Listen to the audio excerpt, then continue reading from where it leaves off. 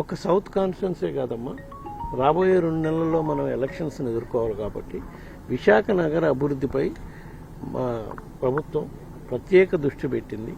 దాన్ని ఇప్పటివరకు కూడా మీరు చూశారు. గతంలో ఏ ప్రభుత్వం డెవలప్ చేయనంత విధిగా విశాఖ స్మార్ట్ సిటీని అభివృద్ధి చేయడం జరిగింది. రోడ్లు కానివ్వండి, డ్రైనేజ్ వ్యవస్థను కానివ్వండి, గ్రీనరీ కానివ్వండి, దాన్ని ఇంకా ప్రజల్లో బలంగా తీసుకొని పోవటానికి రాబోయే 2 నెలల్లో ఎలక్షన్ కోడ్ వచ్చి పనులు చేయలేని పరిస్థితి ఉంటుంది కాబట్టి ఇప్పుడు దాకా స్టార్ట్ చేసిన పనులు ఎంతవరకు వచ్చినాయి, ఇంకా కొత్తగా ఏమన్నా ప్రజలకి మేరుగ్గా సేవలు అందించడానికి కొత్త పనులు ఏమన్నా టేకప్ చేయాలంటే స్మార్ట్ సిటీ కింద మనకు నిధుల ప్రాబ్లం కూడా లేదు కాబట్టి ఆ పనులు సత్వరమే మొదలుపెట్టించేదానికి చర్యలు తీసుకోవాలని ఈరోజు విశాఖ జిల్లాకు సంబంధించి 3 నియోజకవర్గాల కార్పొరేటర్లతో మీటింగ్ పెట్టాను. అందులో భాగంగా విశాఖ దక్షిణ నియోజకవర్గం, భీమిలి నియోజకవర్గం, పెందుర్తి నియోజకవర్గం కార్పొరేటర్లు అందరూ వచ్చారు. ఏ విధంగా అభివృద్ధి కార్యక్రమాలు జరుగుతున్నాయి, ఏ విధంగా జరగట్లేదని వాళ్ళ వార్డులు వైపు రిపోర్ట్లు ఇచ్చారు. అవన్నీ కూడా సంబంధిత అధికారులతో మాట్లాడి త్వరగా కంప్లీట్ చేసే కార్యక్రమం కూడా చేస్తామని చెప్పారు.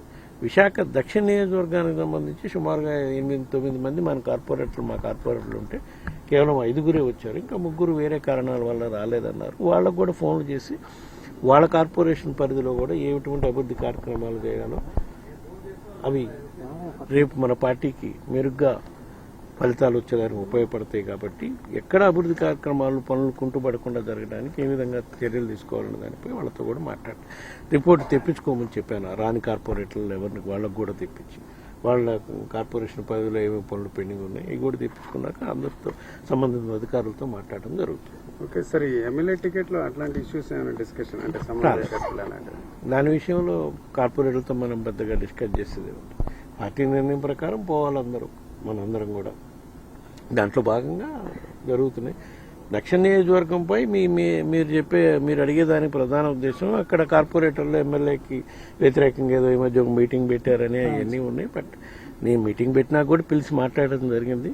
ఇంకా ఒకరిద్దరు కార్పొరేటర్లకు ఏమన్నా అసంతృప్తిగా ఉంటే వాళ్ళని కూడా పిలిచి మాట్లాడి సర్దుబాటు చేసే కార్యక్రమం చేస్తారు. అల్టిమేట్గా పార్టీ నిర్ణయం ప్రకారం పనిచేయాలి. ఎవరైనా బీట్ కార్పొరేటర్, బీట్ కార్యకర్త ఎవరైనా సరే చేయకపోతే పార్టీ తీసుకునే చర్యలకు బాధ్యులు. సార్, అరకు లాంటి చోట్ల కొంత నిరసనలు రెగ్యులర్గా ఉన్నాయి. అరకు నియోజకవర్గం నుంచి ఇప్పుడు మీరే చూసుంటారు.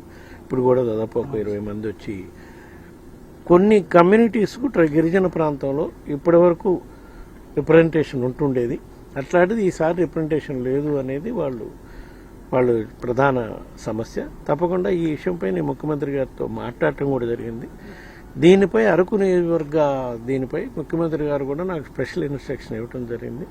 అరకు నియోజకవర్గానికి వెళ్ళి పర్యటించి అక్కడ వాస్తవ పరిస్థితులు ఏ గిరిజనులు ఏ ప్రాంతంలో ఎంతమంది ఉన్నారు ఆ పార్లమెంటు పరిధిలో, అరకు హెడ్ క్వార్టర్ కాబట్టి పార్లమెంట్కి అక్కడికి వెళ్ళి ఏ నియోజకవర్గంలో గిరిజనులు ఎంతమంది ఉన్నారు అనేది ప్రత్యక్షంగా చూసి రిపోర్ట్ ఇవ్వమని చెప్పారు ముఖ్యమంత్రి గారు. నిన్నే జరిగింది ఇది.